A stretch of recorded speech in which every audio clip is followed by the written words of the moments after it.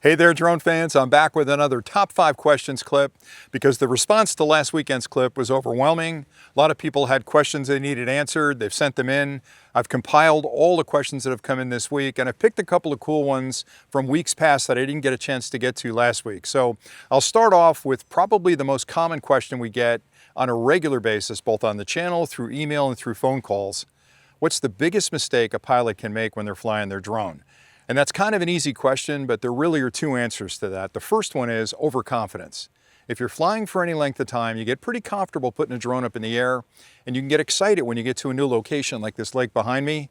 And if you don't take the time to really look around, make sure you understand where the tallest objects are so your return to home is set correctly, you check the wind, you check the area to make sure there are no small planes flying around, you can get overconfident. Open up your case, fire up your drone, fire up your controller, and just launch it. And that's going to get you into trouble over time. Maybe not every time, but over time it will.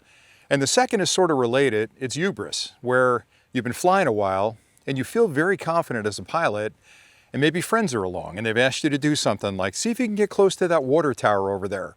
And you're excited to get the drone up in the air. My suggestion would be new pilot, old pilot, experienced pilot, take a breath, because any professional flyer will tell you that you need to be contemplative when you're flying. You really need to think about the environment, where you're going to put the drone up, what the conditions are like, and maybe what traffic is in the area, what distractions that can take you away from looking at your controller. So just take a beat. I'm at the lake here. I set up the camera. I'm going to fly in a little bit. I'll put the drone up.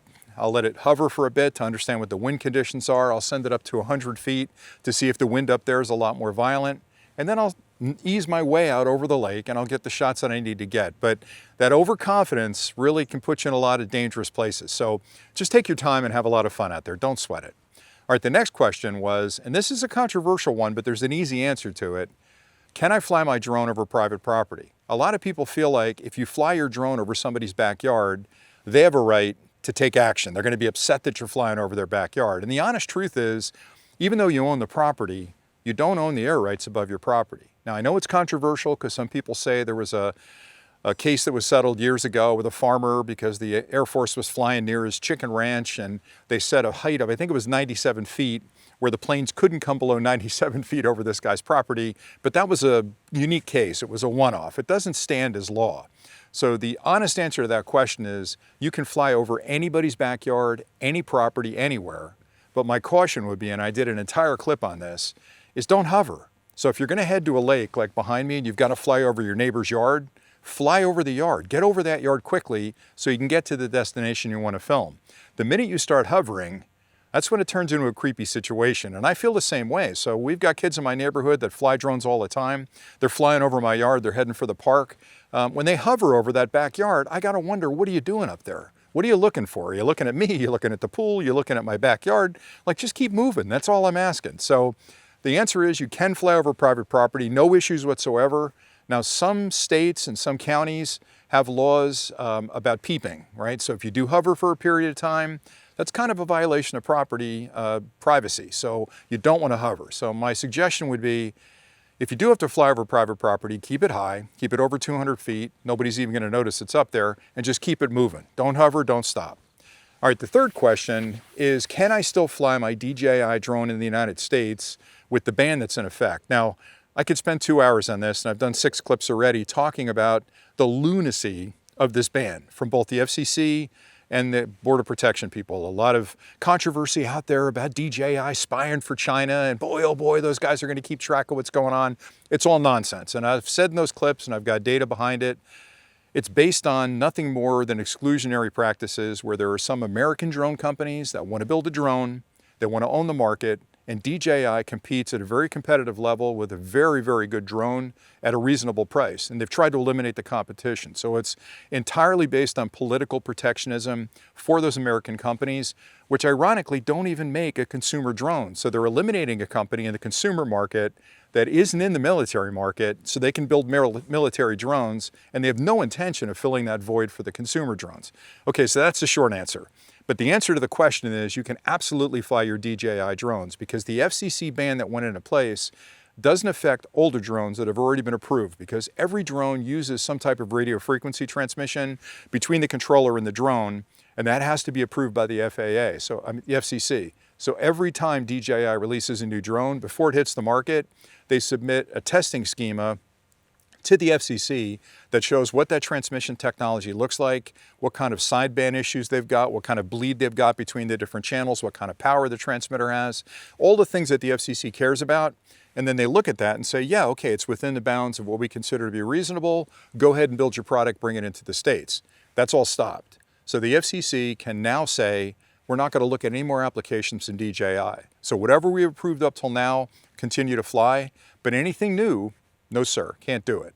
So if you're flying any of the older DJI drones, or even the newer ones like the Mavic 4, the Mini 5 Pro, the Avata 360, the Neo 2, or even the new Lido drone that's coming, and I'll get into that in a minute, you're going to be fine, because all of those have received FCC approval at this point. Fly them to your heart's content. Now the only danger there is the FCC could go back and rescind older approvals they've already granted. That's never been done. Those have been grandfathered in. We've been flying those drones for years. But there is a small chance that the FCC could go back and look at that if they wanted to be really punitive and say, no DJI drone can fly in the States. I can't imagine that's going to happen. But as of today, this is May 22nd, I think, or 21st, fly your drones, have a lot of fun with them. The downside to that is we won't see any new drones from DJI. The last drone that was approved for the FCC testing is the Lido drone, and that's just been announced. It hasn't even been released yet. Now, there's a brand new Pocket 4 that also made it through the testing if you're into the video stuff. There's a 4P coming that I don't think has been approved through the FCC, and I can tell you, I can't give you names and I can't give you dates, but DJI has an entire fleet of drones ready to go that are going to be released all over the world, and we're going to hear about it, but we can't buy them in the States. And it's not like you can buy them in Canada and fly them in the States, because even though you can get them into the country probably, you're breaking the FCC law by flying a drone that hasn't been approved. So don't do that. But if you're flying a drone today, fly them, have fun with them, no big deal. All right, another question I get a lot is around battery care. And this usually comes up in the dead of winter because it's really, really cold, or the heat of summer where it gets really, really hot.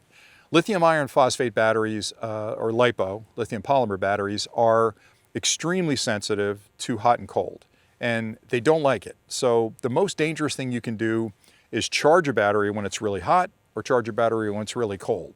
The second most dangerous thing you can do is leave a fully charged battery in a hot environment or a cold environment. And that's a great way to minimize the life of that battery. So the way I like to think of it is treat the battery like you treat a puppy, right? You wouldn't leave a puppy in your garage in the cold in the winter. You wouldn't leave a puppy in your trunk in the summer because it gets really hot. So think of your batteries as a little tiny fluffy puppy and treat them like you would with that puppy. Make sure that they're comfortable, they're at a reasonable temperature, that you don't charge them and leave them fully charged for a period of time. Get them down to about 30% if you can. With me, what I'll do is fly for a day. I'll fly all my drone batteries down to about 25%, put them back in the case. And then if I know I'm going to fly tomorrow, either I'll get up that morning and charge them, or I'll charge them on the way to the site, or I'll charge them the night before, because it's like a tightly wound spring. You don't want to wind that spring fully where it's got all that energy in a battery kind of sitting there for a period of time. You want to keep it around 25-30% if you can, or a little bit less. Don't go too low, because the batteries will go to sleep and then you're going to be in a whole lot of trouble. So the best battery care advice I can give you is be careful when it's really hot and really cold, especially when you're charging them, and just treat them like a little fluffy puppy and you'll be in good shape. All right, the last question I wanted to address would be, what type of drone should I fly? I get a lot of flyers and pilots that call me and say, hey, I'm thinking of going with a Mini, or I'm thinking of going with maybe a Mavic. What drone would you recommend?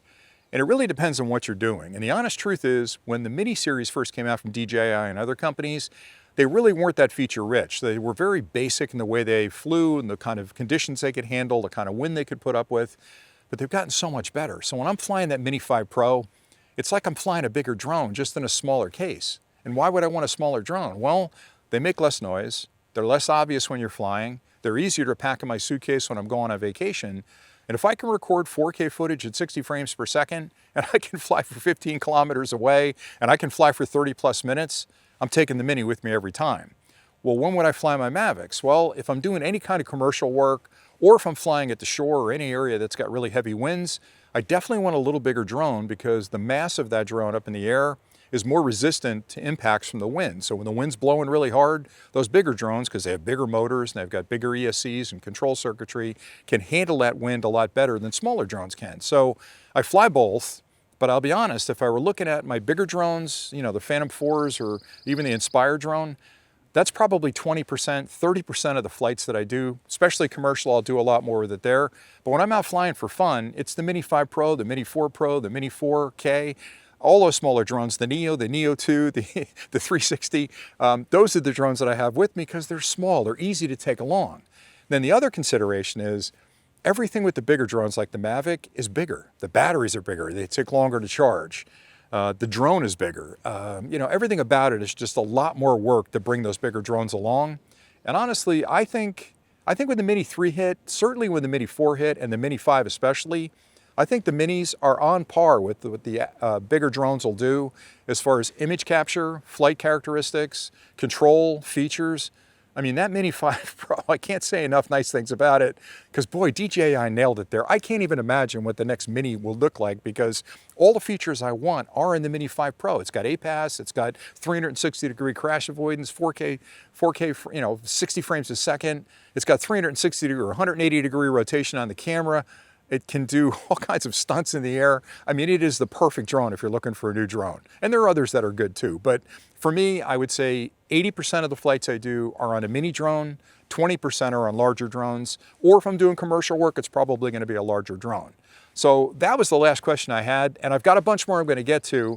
To be honest with you, I kind of did that first clip last week as a test to see if you guys would want to hear more.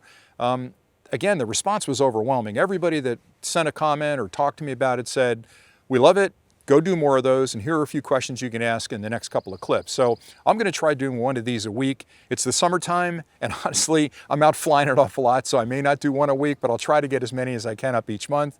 But please leave your comments below. Let me know what questions you want answered. If you have any comments about this clip, put it down below.